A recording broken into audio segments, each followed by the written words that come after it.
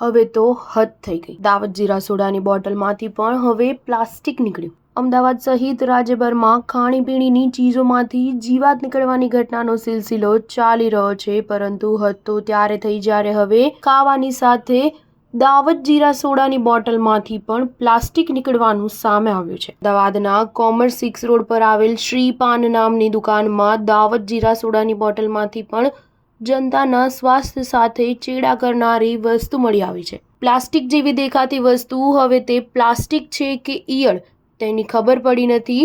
ગરમીની સિઝનમાં ઠંડી કોલ્ડ ડ્રિંક પીવું ખૂબ જ ગમે છે, તેનાથી શરીરને તરત જ ઠંડકનો અનુભવ થાય છે। ત્યાં અમુક લોકો એવા પણ હોય છે કે જ્યારે ગેસ કે અપચો થાય ત્યારે દાવત જીરા સોડા પીવાનું પસંદ કરે છે। ત્યાં જો આવી રીતે દાવત જીરા સોડાની બોટલમાંથી પણ પ્લાસ્ટિકનો દોરો યા ઈયળ નીકળે તો જનતા ક્યાં જાય? તો આ લોકો જનતાના સ્વાસ્થ્ય સાથે ચેડા કરી રહ્યા છે।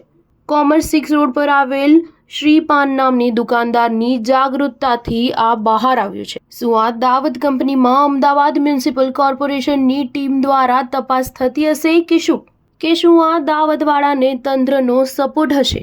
શું આવા દાવત કંપનીવાળા પોતાની ચીજ વસ્તુઓ તપાસ કર્યા વગર જ આગળ મોકલતા હશે કે શું? Star news 7 Ahmedabad.